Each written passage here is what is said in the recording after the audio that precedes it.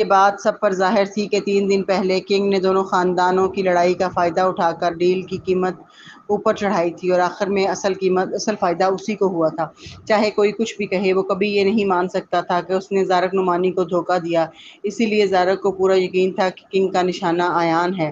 اب باقی لوگ یہ بھی نہیں کہہ سکتے تھے کہ یہ ڈیل غیر منصفانہ تھی۔ یوں لگا جیسے اچانک ایان ہی سب کا ہدف بن گیا ہو۔ اگر کنگ اس وقت سامنے آتا تو وہ لازمی زارق نعمانی کی طرفداری کرتا۔ پروین سوچ رہی تھی کہ کس طرح ایان کو اس مشکل سے نکالے اور ماحول کو کچھ ہلکا کرے کہ اسی لمحے اس نے دیکھا کنگ کیا کوئی عام شخص 45 ارب ڈالر صرف ان شیئر پر لگائے گا جو چند ارب ڈالر سے زیادہ نہیں۔ ساتھ ہی باقی ممبران نے کنگ کی ہاں میں ہاں ملائی۔ ریبٹ کنگ بالکل صحیح کہہ رہا ہے، ولف کنگ بالکل درست ہے۔ پروین بھی کچھ لکھ رہی تھی۔ ایان نے کبھی نہیں کہا تھا کہ کنگ غیر منصف ہے۔ یہ تو صاف ظاہر ہے کہ زارق ہی گروپ میں فساد ڈال رہا ہے۔ وہ یہی سب لکھنے والی تھی کہ اچانک کنگ کے پیغام کا اصل مطلب سمجھ میں آیا۔ وہ چونک کر رہ گئی۔ یہ کنگ آج کچھ بدلا ہوا کیوں لگ رہا تھا؟ 3 دن پہلے تو اس نے زارق سے خوب کمائی کی تھی، اسے بیوقوف بنایا تھا، اور اب الٹا اسے طعنے بھی دے رہا تھا۔ یہ تو اس کے امن قائم رکھنے والے اصول کے بالکل خلاف تھا۔ پروین ہکا بکا رہ گئی۔ دور اسمتھ ولا میں ایان بھی دنگ رہ گیا۔ وہ تو یہ سوچ کر تیار بیٹھا تھا کہ وضاحت کرے گا، زیادہ سے زیادہ کنگ اور زارق دونوں سے معافی مانگ لے گا۔ آخرکار گروپ میں سب بڑے لوگ تھے، اور کنگ ہمیشہ کم از کم یہ ضرور کہتا ہے کہ سب اپنی زبان کا خیال رکھیں، لیکن آج کنگ نے سیدھا سیدھا وار کیوں کیا؟ یہ جملہ پڑھتے ہی ایان حقیقتاً ساکت ہو گیا۔ دوسری طرف سمندر پار بیٹھا زارق نعمانی بھی دم بخود رہ گیا۔ 45 ارب لگا دینے کے بعد وہ اندر ہی اندر بہت جل رہا تھا، مگر کنگ پر غصہ کرنے کی ہمت نہیں تھی، اسی لیے اس نے سارا غصہ ایان پر نکالا۔ ویسے بھی ایان ایک امریکی تھا، شاید وہی اصل میں ثالث ہو۔ جب ایگل نے امپیریل لیگ میں شمولیت اختیار کی تھی، اس وقت نیو یارک میں مہدی خاندان سب سے طاقتور تھا۔ اسی لیے زارق نے سوچا تھا کہ اگر گروپ میں سب کو ایان کے خلاف کر لیا جائے تو وہ کٹ جائے گا، اور پھر یہ بھی حقیقت تھی کہ اس کا اکاؤنٹ امپیریل لیگ کے سب سے پہلے 6 اکاؤنٹ میں شامل تھا۔ حالانکہ وہ دنیا کا امیر ترین شخص کہلوانے کی جرات نہیں کرتا تھا، کیونکہ کسی کو کنگ کی اصل دولت کا اندازہ نہ تھا، لیکن بیرون ملک اس کی دھاک ضرور بیٹھی ہوئی تھی، حتیٰ کہ کنگ بھی اسے عزت دیتا تھا۔ گروپ میں اگر کنگ پہلا تھا تو زارق دوسرا، لیکن آج اچانک کنگ نے زارق پر ہی وار کیوں کیا؟ اس کا مطلب کیا تھا؟ زارق طیش میں آ گیا۔ کنگ، یہ میسج آپ نے غلطی سے بھیجا ہے یا آپ کا اکاؤنٹ ہیک ہو گیا ہے؟ آپ کا مطلب کیا ہے؟ پروین بھی یہی سوچ رہی تھی کہ کنگ کا مطلب آخر کیا ہے، کہ اس نے اگلا جملہ پھینکا۔ کنگ، اس کا مطلب یہ ہے کہ تمہاری عقل بہت کمزور ہے۔ پورا گروپ ایک دم خاموش ہو گیا، کیونکہ جب نمبر 1 اور نمبر 2 آپس میں ٹکرائیں تو باقی کسی کی ہمت کہ بول سکے۔ ایان بھی لمحہ بھر کو الجھ گیا۔ پھر کنگ کا ایک اور پیغام آیا: میں نے اپنے شیئرز تمہیں اس لیے نہیں بیچے کہ ایان غریب ہے، بلکہ اس لیے کہ وہ تم سے زیادہ سمجھدار ہے، اور اسے دھوکہ دینا آسان نہیں۔ اسمتھ ولا میں بیٹھے ایان نے یہ جملہ پڑھا تو وہ سیدھا ہو کر بیٹھ گیا۔ اس کے چہرے پر اطمینان اور فخر کی لہر دوڑ گئی۔ وہ مسکرایا اور گروپ میں جواب دیا: ایگل، ایان، مسٹر کنگ، آپ نے میری بہت عزت افزائی کی۔ کنگ، آپ اس کے قابل ہیں، سر۔ سب ممبر حیران رہ گئے۔ سر کا لفظ اچانک اتنا بامعنی کیوں لگ رہا تھا؟ گروپ میں ایک دم سناٹا چھا گیا۔ پہلے ایگل کو زیادہ وقت نہیں دی جاتی تھی، لیکن اب کنگ نے اسے اس قدر اونچا مقام دیا تھا۔ کیا یہ ممکن تھا کہ کنگ نے خود ایان کو کہا ہو کہ قیمت بڑھاؤ تاکہ زارق کو دھوکہ دیا جا سکے؟ یہ سوچ سب کے دلوں میں آ گئی۔ دوسری طرف زارق نعمانی نے آگ بگولا ہو گیا: کنگ، آپ کا مطلب کیا ہے؟ کنگ نے فوری جواب دیا: ایک چھوٹے سے نیو یارک کے خاندان کو دبانے کا کیا فائدہ؟ امپیریل لیگ کے اصول کیا ہیں؟ تم نے انہیں کھلے عام توڑا ہے، اب مجھ سے نرمی کی امید مت رکھو۔ پروین نے سوچا، واقعی امپیریل لیگ کے قوانین میں صاف لکھا تھا کمزوروں کو دبانا منع ہے، لیکن سب سے پہلا سوال یہ تھا کہ کیا ثالث واقعی کمزور تھا؟ دوسری بات، ان برسوں میں امپیریل لیگ نے جب اپنے اثر رسوخ کو بڑھانے کی کوشش کی تو کیا انہوں نے دوسروں پر دباؤ نہیں ڈالا تھا؟ سبھی دنیا کی معیشت کے بڑے کھلاڑی تھے، سب کچھ جانتے تھے، پھر کنگ نے اچانک یہ اصول کیوں چھیڑ دیا؟ سبھی الجھن میں پڑ گئے، مگر زارق نعمانی آخر زارق ہی تھا۔ کنگ کو ناراض کرنے کا مطلب اچھا انجام نہ ہونا تھا۔ کنگ کی حیثیت گروپ میں اس لیے بالادست تھی کہ وہ رہنما تھا، سب کو وہی قدم بہ قدم آگے لے کر چل رہا تھا، اس لیے زارق کو بہرحال اس کی عزت کرنی تھی۔ چنانچہ جب اس نے دیکھا کہ کنگ نے معقول وضاحت دی ہے تو وہ مزید کچھ بولنے کی ہمت نہ کر سکا۔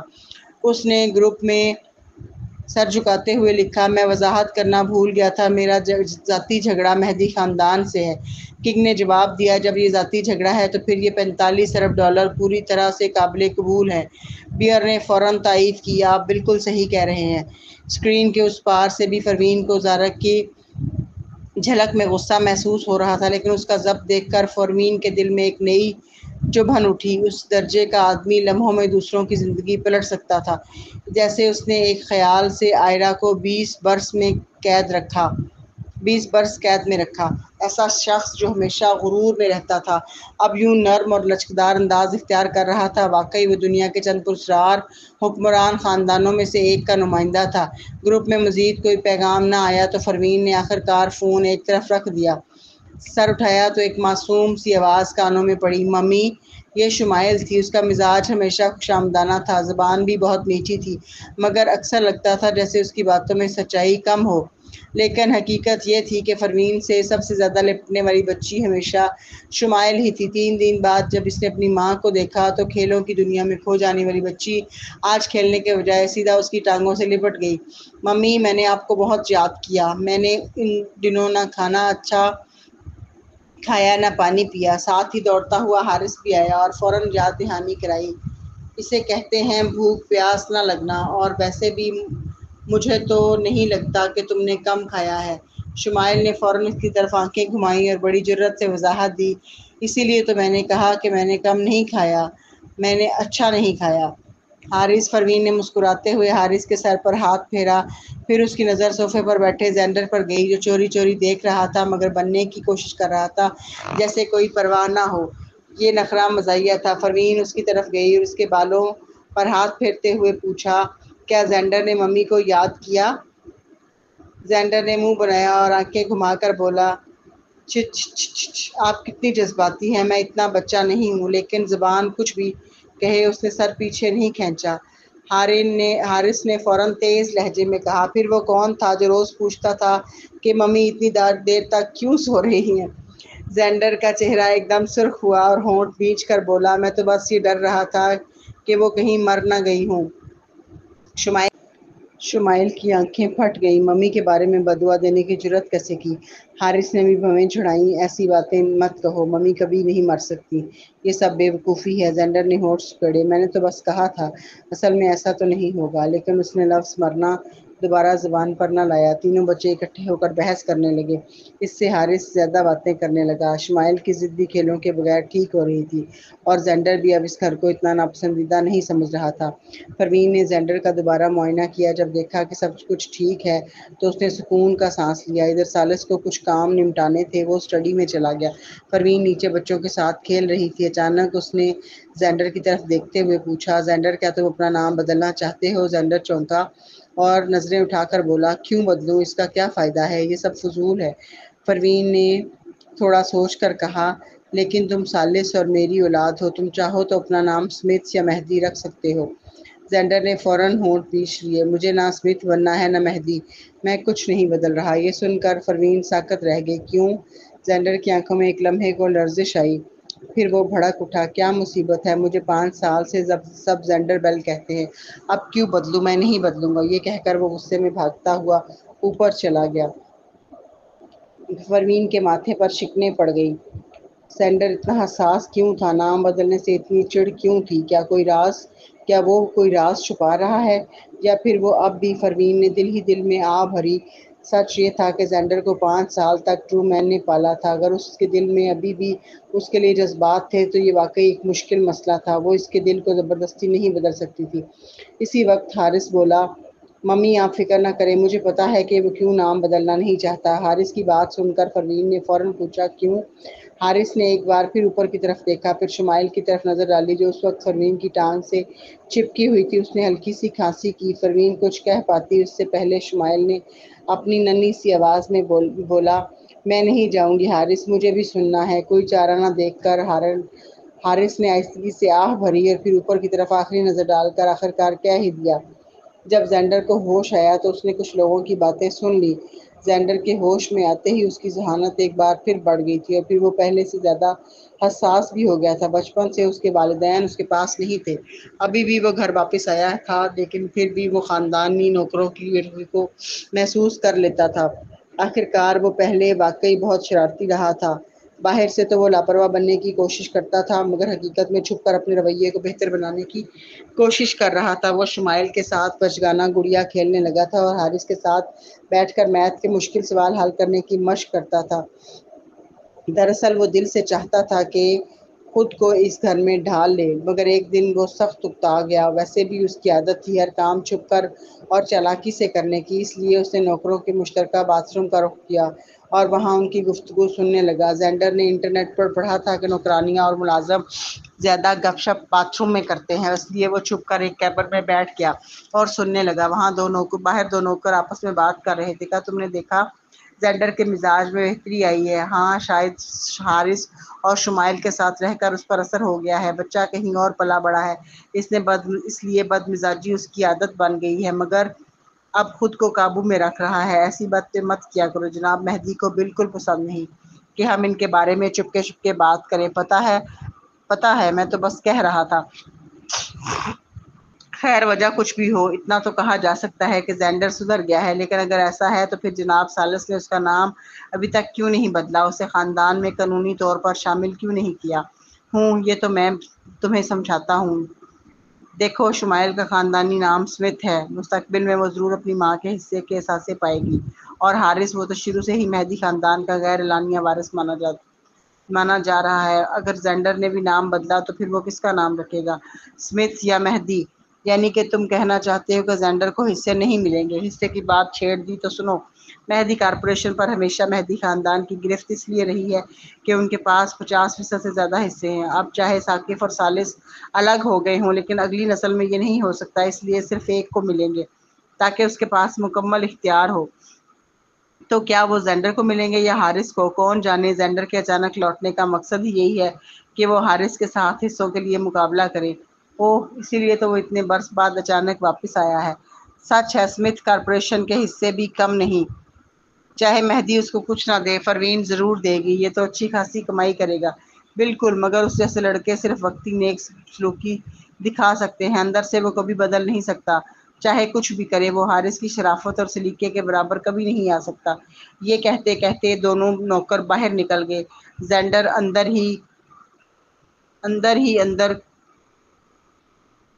گنگ ہو گیا۔ باہر نکلا تو سامنے حارث کھڑا تھا۔ ظاہر ہے اس نے بھی سب سن لیا۔ زینڈر کا چہرہ فوراً سرخ ہو گیا۔ حارث کو دیکھتے ہی اس نے زور سے کہا، فکر نہ کرو، مجھے مہدی خاندان کے حصوں میں کوئی دلچسپی نہیں ہے، نہ ہی تمہارے ساتھ ان کے لیے لڑنے کا ارادہ رکھتا ہوں۔ میں اپنی کمائی خود کروں گا۔ یہ کہہ کر اس نے حارث کو دھکا دیا اور تیزی سے ولا کے اندر بھاگ گیا۔ حارث نے دھیرے سے سر جھکا کر کہا، بعد میں اس نے مجھ سے جھگڑا تو نہیں کیا مگر میرے ساتھ سوال حل کرنا بھی چھوڑ دیا۔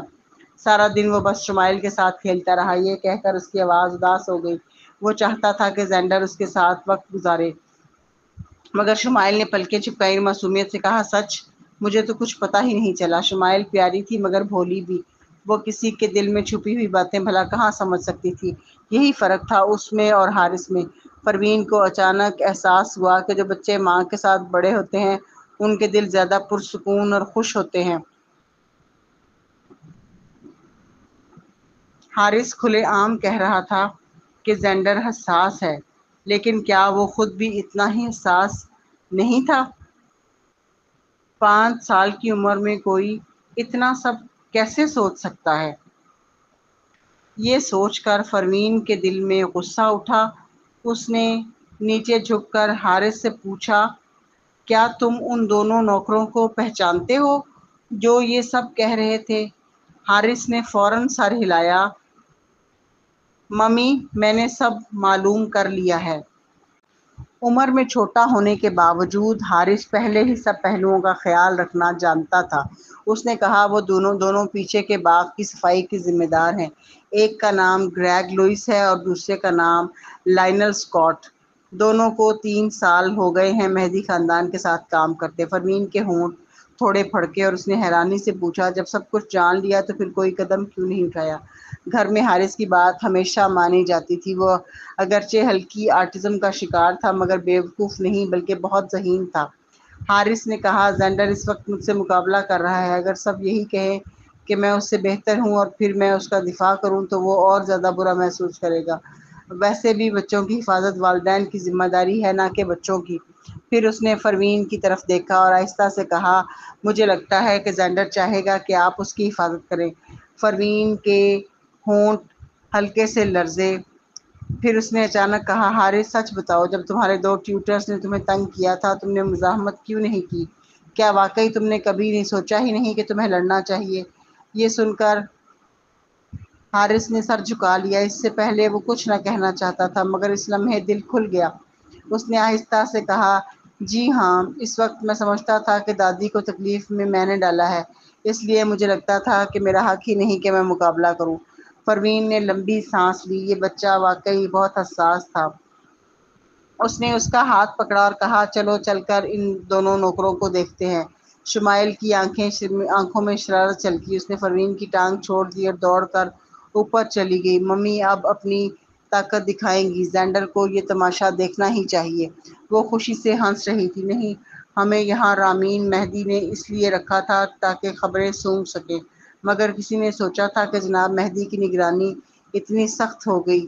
3 سال ہو گئے مگر ہمیں کوئی خاص خبر نہیں ملی۔ اگر ہمیں نوکری سے نکال دیا گیا تو وہ شاید ہماری حفاظت بھی نہ کر سکے۔ فضول فکر نہ کرو، اگر اس نے ہماری حفاظت نہ کی تو اس کی بدنامی ہوگی، چاہے صرف اپنی عزت بچانے کے لیے ہی، وہ ہمیں بچائے گا ضرور۔ پھر جو کچھ ہم نے کہا ہے وہ تو سب حارث کے حق میں ہی ہے۔ مجھے نہیں لگتا وہ کچھ الٹا سیدھا بات پھیلائے گا۔ وہ دونوں آہستہ آواز میں باتیں کر رہے تھے اور انہیں خبر نہ ہوئی کہ پیچھے سے پروین اور حارث ان کی طرف بڑھ رہے ہیں۔ مزید یہ کہ جناب مہدی خود اس وقت اپنے آپ کو مشکل سے سنبھال رہے ہیں۔ ان کے والد واپس آ گئے ہیں، ان کے ساتھ کمپنی کی ملکیت کے لیے لڑائی شروع ہو گئی ہے۔ ایسے میں ہمارے لیے تو سب سے محفوظ وقت یہی ہے۔ بالکل، دیکھنا ہے آخر کون جیتے گا، جناب مہدی یا ان کے والد۔ آخرکار سارا مسئلہ تو مسز مہدی کی وجہ سے ہے۔ کیا تم نے مسز مہدی کو دیکھا ہے؟ بالکل بھی 50 سال کی نہیں لگتی۔ آرام سے کہا جا سکتا ہے کہ وہ 30 کی ہیں، بلکہ 20 کہیں تو بھی لوگ یقین کر لیں گے۔ کوئی اتنا خوبصورت کیسے ہو سکتا ہے؟ عورتیں مصیبت ہوتی ہیں، وہ اتنی حسین ہیں، اسی لیے تو مسئلہ کھڑا ہوا۔ اور پھر دیکھو تو ذرا، بڑھاپا ان کے پاس سے بھی نہیں گزرا۔ ایسی عورت نہ ہو تو اور کیا ہو، ایک فسادی عورت۔ چپ کرو، پروین اصل میں یہ سوچ رہی تھی کہ تھوڑا اور سن لے کہ یہ کیا کہتے ہیں، مگر جب انہوں نے آئرہ کے بارے میں بات کرنا شروع کی تو اس کا ضبط جواب دے گیا۔ اس کی تیز آواز پر دونوں ملازم چونک کر پلٹے۔ پیچھے دیکھا تو پروین ہاتھ میں حارث کا ہاتھ لیے ان کے قریب آ رہی تھی۔ پروین کا چہرہ، خوبصورت چہرہ، سخت تھا۔ آنکھوں میں غصہ اور دباؤ کی جھلک تھی۔ اس کا قد لمبا اور متناسب تھا، اسی لیے وہ دونوں کے برابر کھڑی نظر آ رہی تھی۔ اس کی موجودگی ہی ایک طاقتور دباؤ بن گئی تھی۔ وہ دونوں فوراً ڈر کے مارے سر جھکا گئے۔ مس اسمتھ، وہ بڑبڑائے۔ پروین نے آنکھیں سکیڑ کر انہیں گھورا۔ اپنے مالکوں کی پیٹھ پیچھے برائیاں کرنا، کیا تمہارے معاہدے میں یہی لکھا ہے؟ مہدی خاندان کے زیادہ تر ملازم پرانے لوگ تھے، کئی خاندان سے نسل در نسل یہی کام کر رہے تھے۔ آج کے دور میں اگرچہ غلامی کا کوئی تصور نہیں رہا تھا مگر ان کے ساتھ ہمیشہ اچھا سلوک کیا جاتا تھا۔ کئی پرانے نوکروں کو تو خاص عزت بھی حاصل تھی، جیسے فینی جو مسز مہدی کی پرانی خدمت گزار تھی۔ لیکن بہرحال سب ملازم معاہدے پر رکھے جاتے تھے اور ذمہ داریاں واضح لکھی جاتی تھیں۔ یہی حال ان دونوں کا بھی تھا جو 3 برس پہلے باغ کی صفائی کے لیے رکھے گئے تھے۔ اب وہ دونوں کانپتے ہوئے ایک دوسرے کو دیکھنے لگے۔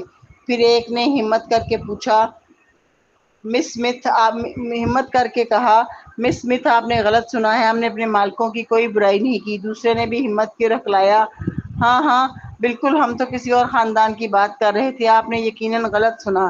پروین، یہ لوگ بھی کمال ہے، سامنے رنگے ہاتھوں پکڑے گئے اور اب الٹی سیدھی وضاحتیں دینے لگے۔ پروین نے نیچے نظر جھکائی اور ٹھنڈی آواز میں کہا، تمہیں خود اچھی طرح معلوم ہے کہ ابھی تم نے کیا کہا؟ حارث اور میں یہیں قریب کھڑے تھے۔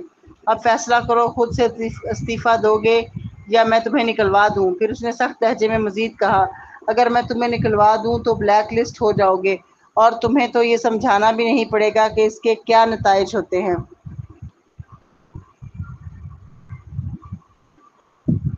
ہے نا؟ یہ سن کر دونوں نوکروں کے چہرے سے خون اتر گیا۔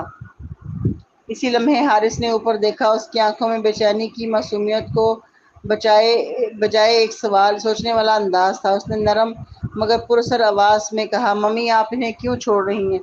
اگر ہم ڈیڈی کو بتا دیں تو ان دونوں کا انجام برا ہوگا۔ پروین کی باتوں نے انہیں پہلے ہی ڈرا دیا تھا، لیکن حارث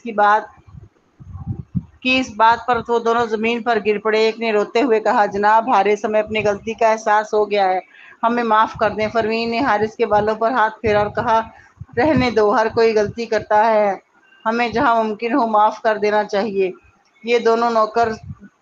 یہ سن کر دونوں نوکر ایک دوسرے کو دیکھنے لگے۔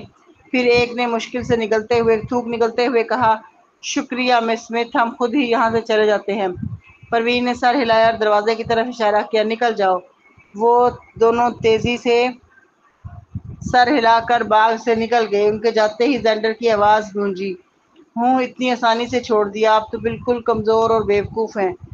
پروین نے سر جھکا کر ایک خاموش آہ بھری، پھر وہ جھک کر زینڈر کے قریب آئی اور نرمی سے کہا، بیٹا تم بھی چھوٹے ہو، تمہیں اندازہ نہیں کہ ایک نوکری لوگوں کے لیے کتنی قیمتی ہوتی ہے۔ اب وہ دونوں نوکری سے گئے ہیں، ان کے لیے اپنا پیٹ بھرنا بھی مشکل ہوگا، یہ ان کے لیے بہت بڑی سزا ہے۔ زینڈر چونکہ ٹرو مین کے ساتھ پلا تھا، اس لیے اس کے دل میں سختی اور ضد زیادہ تھی۔ پروین چاہتی تھی کہ اس کے دل میں دوسروں کے لیے نرمی پیدا ہو، مگر زینڈر نے منہ بنا کر کہا، پھر بھی یہ سزا بہت ہلکی ہے۔ شمائل نے پلکیں جھپکائیں، وہ ساری بات تو نہ سمجھی، مگر اپنی معصوم ضدی آواز میں فوراً بولی، ایسی باتیں مت کرو، ممی نے جو کیا ہے اس میں یقیناً کوئی حکمت ہے، وہ تمہارے لیے ضرور سزا دیں گی۔ حارث نے سمجھایا، زینڈر فکر نہ کرو، تمہیں لگتا ہے یہ دونوں استعفیٰ دینے کے بعد آرام سے جی سکیں گے؟ ممی پہلے ہی کہہ چکی ہیں کہ نوکری لوگوں کے لیے کتنا اہم سرمایہ ہے۔ جو لوگ دوبارہ کبھی نوکری حاصل نہ کر سکیں وہ زندگی کیسے گزاریں گے؟ سچ تو یہ ہے کہ پیٹھ پیچھے برائی کرنے کی سزا اتنی بڑی نہیں ہونی چاہیے تھی، مگر چونکہ یہ دونوں رامین مہدی کے مہرے تھے، پروین بھلا اتنی نرم کیسے ہو سکتی تھی؟ مزید برآں حارث نے بات جاری رکھی، ممی ان کے ساتھ کھلم کھلا کچھ نہیں کر سکتی کیونکہ یہ ایک قانون کے تابع معاشرہ ہے۔ یہ دونوں صرف وہ لوگ ہیں جنہیں ہمارے خاندان نے نوکری پر رکھا، یہ ہمارے غلام نہیں ہیں۔ اس کے علاوہ ہمیں دراصل ان کو نکالنے کا حق بھی نہیں ہے۔ یہ آخری جملہ سن کر شمائل اور زینڈر دونوں حیران رہ گئے۔ دونوں نے ایک ساتھ پوچھا، کیوں؟ کیونکہ اس سے پہلے کہ حارث اپنی بات مکمل کرتا، باغ کے دروازے سے قدموں کی آواز سنائی دی۔ رامین مہدی اندر داخل ہوا اور ساتھ ہی وہ دونوں ملازم بھی تھے۔ رامین ہمیشہ کی طرح مسکراتا ہوا نظر آیا۔ اندر آتے ہی اس نے خوش مزاجی سے کہا، ارے ارے، یہ تو کمال ہے، یہ کون ہے؟ کیا یہ سالس کی منگیتر نہیں؟ آخر ایسا کیا ہوا کہ ان دو کمینوں نے آپ کو اتنا ناراض کر دیا کہ آپ کا پارا ہی چڑھ گیا؟ حارث کی باقی باتیں اس کی آمد سے کاٹ دی گئیں۔ اس نے شمائل اور زینڈر کے ہاتھ تھامے اور آہستہ سے کہا، یہ بدتمیز چچا تمہیں اصل وجہ بتائے گا۔ شمائل اور زینڈر دونوں الجھن سے رامین کو دیکھنے لگے۔ راجر کی آنکھیں نیم وا تھیں مگر چہرے پر نرمی اور دوستانہ تاثرات تھے۔ اس نے کہا، پروین، ابھی تم شادی بھی نہیں ہوئی اور پہلے ہی مہدی خاندان کے گھر میں روب جھاڑ رہی ہو، کیا یہ مناسب ہے؟ اور پھر یہ دونوں ملازم آخر کیا کر بیٹھے ہیں؟ یہ تو بس روتے رہے، مجھے کچھ سمجھ ہی نہیں آیا، آخر کار یہ دونوں میری سفارش پر رکھے گئے تھے، تو تمہیں بہرحال ان کو نکالنے کی کوئی معقول وجہ تو دینی ہی پڑے گی، ہے نا؟ مہدی خاندان انصاف پسند ہے، ہم کمزوروں پر ظلم نہیں کرتے۔ یہ سن کر پروین نے نظریں جھکا لی اور ٹھنڈی آواز میں کہا، انہوں نے اپنے مالکوں کی پیٹھ پیچھے برائیاں کی ہیں، کیا یہ وجہ کافی نہیں ہے؟ رامین فوراً بولا، کیا ان دونوں میں اتنی جرأت کہ مالکوں کی پیٹھ پیچھے برائیاں کریں؟ وجہ بالکل کافی ہے، ملازمت کے معاہدے میں صاف لکھا ہے کہ وہ مالکوں کے بارے میں بری باتیں نہیں کر سکتے، نہ ہی کوئی خبر یا راز باہر پہنچا سکتے ہیں۔ یہ کہہ کر اس نے براہ راست دونوں نوکروں کو گھورا، جب تمہیں علم ہے کہ یہ سب منع ہے تو پھر یہ غلطی کیسے کر دی؟ اگر واقعی تم نے اپنے مالکوں کی برائیاں کی ہیں تو نہ صرف نوکری سے نکالا جائے گا بلکہ پچھلے 3 برسوں کی تنخواہیں بھی واپس کرنی ہوں گی۔ یہ سن کر لائنل اور گریگ نے اس کی آنکھوں کا اشارہ سمجھ لیا اور فوراً چلائے، مسٹر رامین، ہم بے قصور ہیں۔ رامین نے سرد مہری سے کہا، بے قصور؟ یہاں شور مچانے کا کیا فائدہ؟ چونکہ میری بھابھی نے کہا ہے کہ تم دونوں نے یہ حرکت کی ہے تو یقیناً ان کے پاس اس کا ثبوت ہوگا، ورنہ وہ بے بنیاد الزام کبھی نہ لگاتی۔ پھر وہ مسکراتے ہوئے پروین کی طرف بڑھا اور بولا، پروین، ثبوت کہاں ہے؟ اگر ثبوت پیش کر دو تو میں ابھی ان دونوں کو سزا دیتا ہوں۔ حارث نے خاموشی سے ایک لمبی سانس لی اور شمائل اور زینڈر کو سمجھایا، تم نے دیکھا، امریکہ میں لیبر پروٹیکشن کے قوانین ہیں۔ اگر تم کسی ملازم کو بدتمیزی پر نکالنا چاہو تو بھی پہلے اس کا ثبوت دینا پڑتا ہے۔ زینڈر حیران ہوا اور اس نے کہا، مگر تم اور ممی نے تو اپنی آنکھوں سے دیکھا اور کانوں سے سنا ہے۔ شمائل اب بات سمجھ گئی تھی، اس نے پاؤں پٹک کر کہا، اف زینڈر، تم کتنے بے وقوف ہو، ہم نے سنا ہے، مگر وہ دونوں یہ بھی کہہ رہے ہیں کہ ہم جھوٹ بول رہے ہیں۔ ہمیں اصل ثبوت دینا ہوگا۔ اب سمجھ آئی ممی کیوں ممی نے ابھی صرف انہیں ذرا ڈرا کر استعفیٰ دینے پر مجبور کیا تھا، کیونکہ ان کے پاس ثبوت نہیں تھا۔ اب زینڈر کو بھی سمجھ میں آ گیا، اس کے چہرے پر سوچ کا سایہ آیا اور اس نے آہستہ سے کہا، اچھا، اصل میں بات یہ تھی۔ دوسری طرف رامین اب بھی پروین کو گھور رہا تھا۔ اس نے طنزیہ مسکراہٹ کے ساتھ کہا، پروین، ثبوت کہاں ہے؟ دکھاؤ، تمہارے پاس ضرور ہوگا۔ یہ سن کر لائنل اور گریگ نے فوراً اپنی کہانی بدل لی، مسٹر راجر، ہم نے بالکل کوئی برائی نہیں کی۔ مس پروین ہمیں پسند نہیں کرتی، اس لیے ہم پر جھوٹا الزام لگا رہی ہیں۔ آپ ہمیں نہیں نکال سکتے۔ اگر ایسا ہوا تو ہم عدالت میں جائیں گے اور قانونی چارہ جوئی کریں گے۔ لیبر لا ہماری حفاظت کرے گا۔ یہ سن کر رامین نے فاتحانہ انداز میں پروین کی طرف دیکھا۔ زینڈر نے دھیرے سے کہا، کیا ہم اب یہ سب چھوڑ دیں گے؟ وہ زیادہ کچھ نہ سمجھتا تھا، مگر ایک بات ضرور جانتا تھا، اگر پروین کسی پر ہاتھ ڈالے اور ناکام ہو جائے تو یہ اس کے لیے بڑی شرمندگی کی بات ہوگی۔ مگر شمائل نے آنکھیں چپکائیں اور مسکرا کر بولی، کبھی نہیں۔ کیا ممی تمہیں اتنی کمزور لگتی ہیں؟ زینڈر حیران ہوا، پروین ابھی تک اس خاندان میں بیاہی بھی نہیں گئی تھی، مگر وہ پہلے ہی مہدی خاندان کے نوکروں کو سزا دینے پر تلی ہوئی تھی جنہوں نے اس کے بیٹے کو تنگ کیا تھا۔ سچ کہوں تو اگر یہ بات باہر پھیل جاتی تو زیادہ اچھی نہیں لگتی۔ اس پر مزید برآں یہ تھا کہ وہ اپنے مقصد میں کامیاب بھی نہیں ہوئی تھی۔ اسی سے تو یہی ظاہر ہوتا تھا کہ مہدی خاندان میں اس کی کوئی عزت نہیں، اور یہی تو رامین مہدی چاہتا تھا۔ وہ ساری عمر ثالث کے گھر کے سربراہ کی کرسی چھیننے کے لیے لڑتا رہا تھا، مگر کبھی کامیاب نہ ہوا۔ اب جبکہ اسے مشکل کھڑی کرنے کا موقع ملا تو وہ پوری قوت لگا رہا تھا۔ وہ فاتحانہ انداز میں پروین کو دیکھتے ہوئے بولا، پروین، تم چاہے ثالث کی منگیتر ہو، مگر تمہیں یہ حق نہیں کہ یوں نوکروں کو بغیر ثبوتوں کے نکال دو۔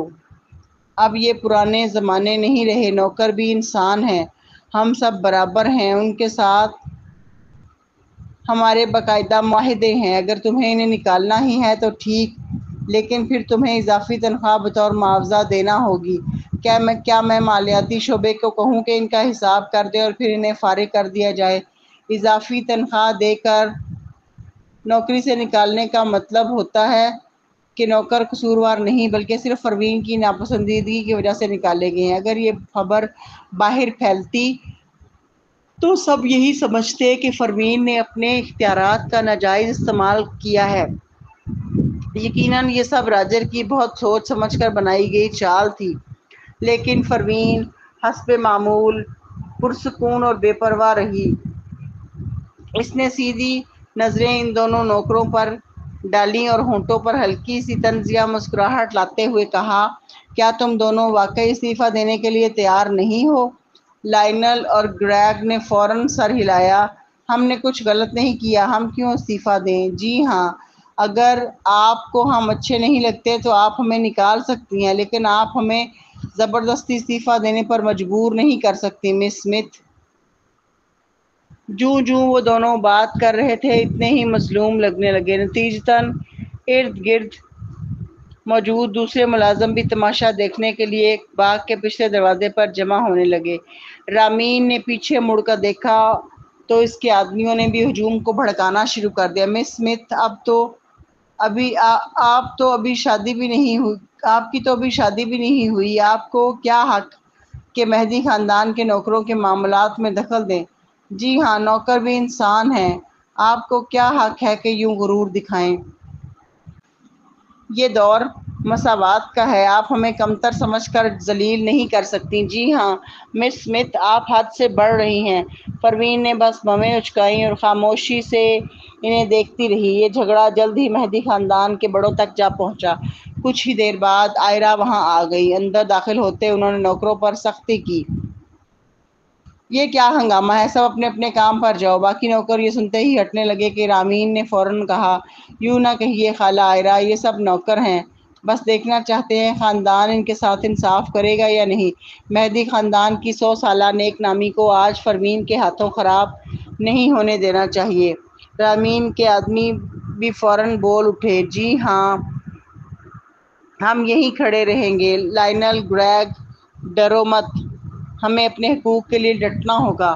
ہمارا اور مہدی خاندان کا صرف اجر و اجیر کا تعلق ہے، کوئی غلامی نہیں۔ جی ہاں ہم غلام نہیں ہیں، غلامی کا زمانہ ختم ہو چکا، اب امن اور جمہوریت کا دور ہے۔ یوں نوکروں کو یہ یقین دلوا دیا گیا کہ پروین نے واقعی ان پر ظلم کیا ہے۔ دوسری کوٹھیوں کے لوگ بھی آہستہ آہستہ شور سن کر پہنچنے لگے۔ ہجوم بڑھتا گیا۔ عائرہ نے ماتھے پر بال ڈالے اور کہا، یہ سب کام کے اوقات ہیں، فوراً اپنے اپنے مقام پر جاؤ۔ عائرہ کو یہاں کچھ ہی دن ہوئے تھے مگر ثالث کی مدد سے وہ دوبارہ خاندان کے گھریلو معاملات کی نگران بن چکی تھی۔ اس کے علاوہ ان کی بے پناہ خوبصورتی انہیں ایک خاص رعب عطا کرتی تھی جس کے باعث کوئی ان سے نفرت نہ کر پاتا۔ اسی وقت ایک اور نرمی بھری مگر چبھتی ہوئی آواز آئی، عائرہ یہ مناسب نہیں، ایسا معاملہ ہو جائے تو کون کام پر توجہ دے سکتا ہے؟ اب جب کہ سب اکٹھے ہو گئے ہیں تو کیوں نہ اسے سب کے سامنے سب کے سامنے اور انصاف کے ساتھ نمٹا دیا جائے۔ یہ آواز تریرا کی تھی جو کمر ہلاتی بڑے اعتماد سے چلتی ہوئی سامنے آئی۔ اس نے مسکراتے ہوئے پروین کی طرف دیکھا اور عائرہ سے پوچھا، کیا آپ اپنی بہو کی حمایت کریں گی یا اپنے نوکروں کی؟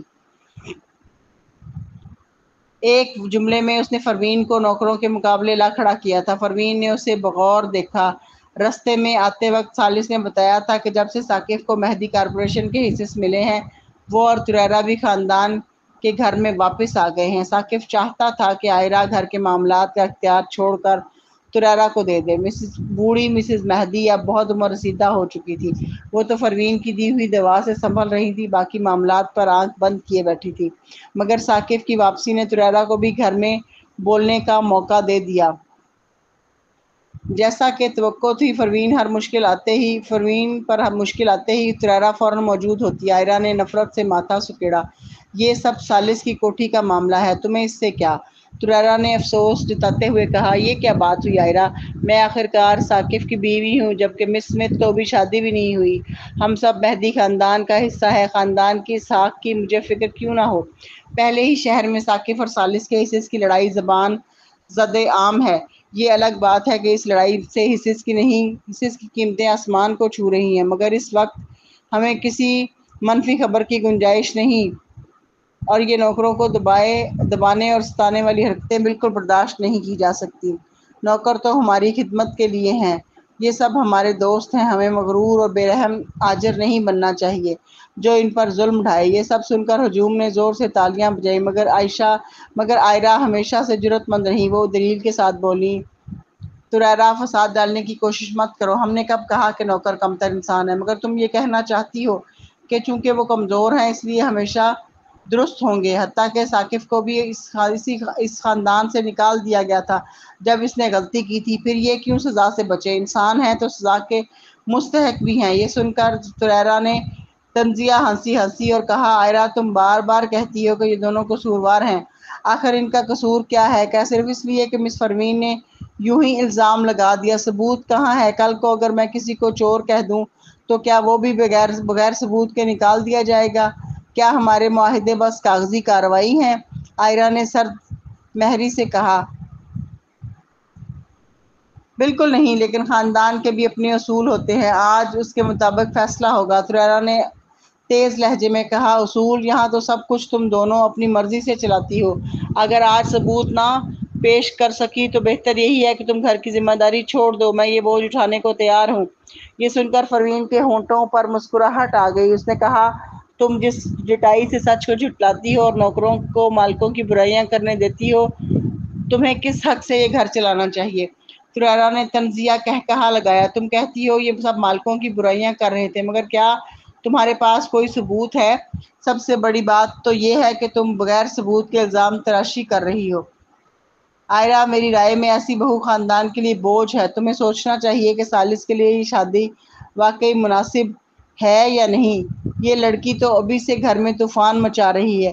جیسے ہی عائرہ کچھ کہنے کے لیے لب کھولتی پروین نے طنزیہ لہجے میں کہا، کون کہتا ہے میرے پاس ثبوت نہیں ہے؟